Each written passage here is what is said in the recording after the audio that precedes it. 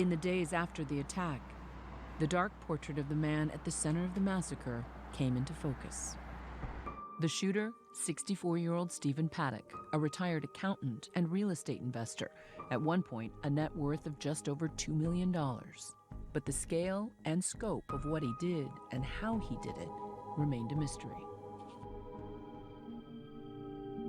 September 25th, 2017, security camera footage captures Paddock arriving at the Mandalay Bay Resort and Casino 6 days before the attack. He's a high roller, a regular at the hotel. He was a very typical guest. He was, in our estimation, the lowest risk type of individual. No alarm bells going off. Paddock checks into a suite on the 32nd floor, and he's given the VIP treatment, allowed to bring his luggage up through a service elevator. He just looks like a middle-aged guy with a lot of luggage going up to a room. In the Mandalay Bay, a sprawling metropolis of restaurants, nightclubs, and over 100,000 square feet of gambling, he is only one man in a sea of thousands. Over the course of the next 6 days, under the ever-watchful eyes above, Paddock moves about the hotel, where he's known to gamble tens of thousands of dollars at a time. He can be seen playing the slots, making a purchase at the resort shop, and leisurely walking around. He preferred to play video poker machines. He would stay at that for hours on end. And spend the nights here? Yes. Literally through the night? Over the course of his stay, he makes several trips to his house in Mesquite, Nevada, and brings in case after case after case of luggage. 21 suitcases in all, full of guns and ammunition.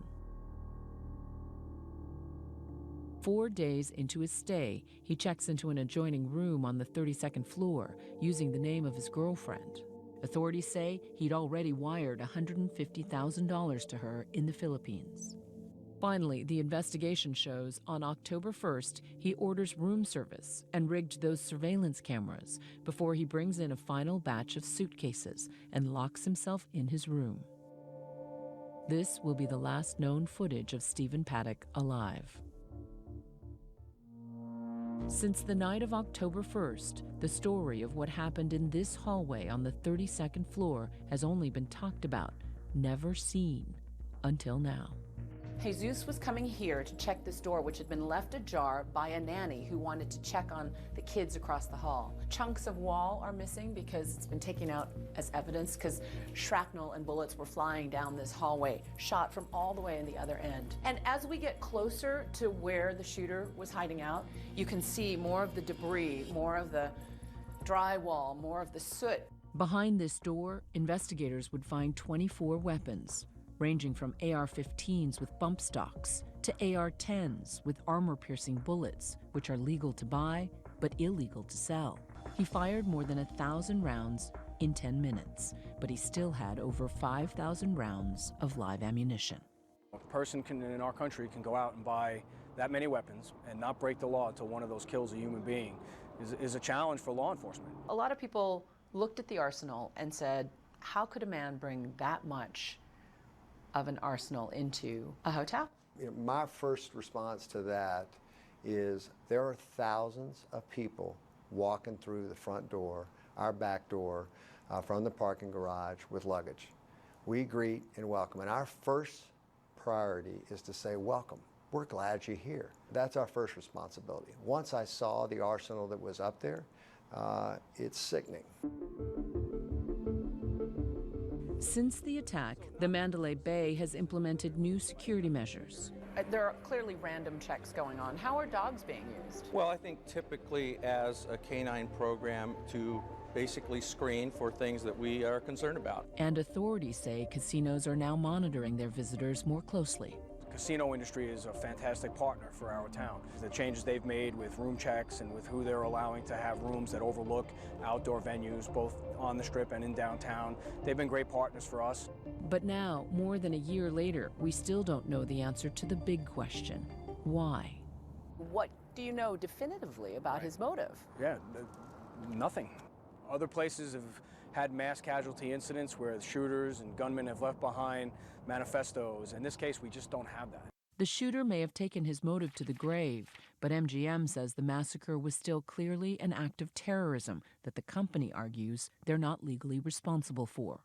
Last summer, they made the controversial decision to sue over 1,000 victims of the Las Vegas attack. Citing a law passed after 9/11, MGM has gone to court arguing they are not financially liable because the security company they hired for the concert was federally certified against terrorist attacks.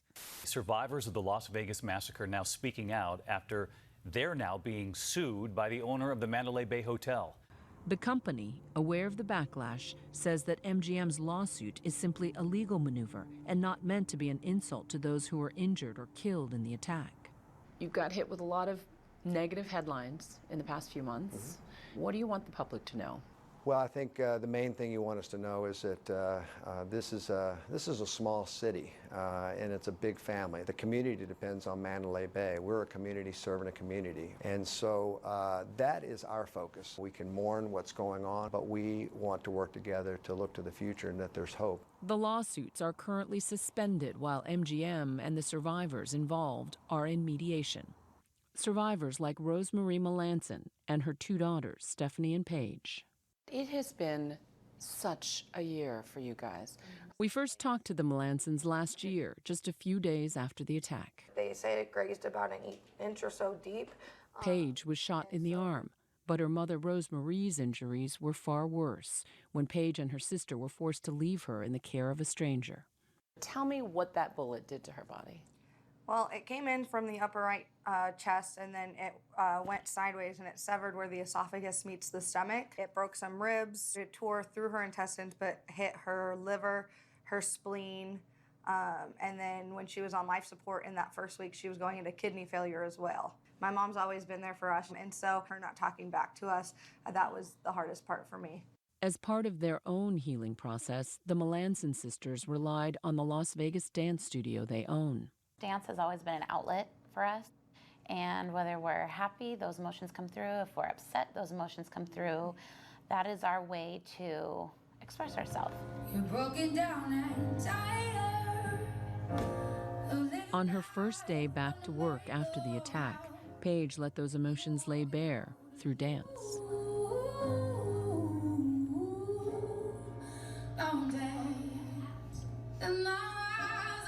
I chose the song Rise Up.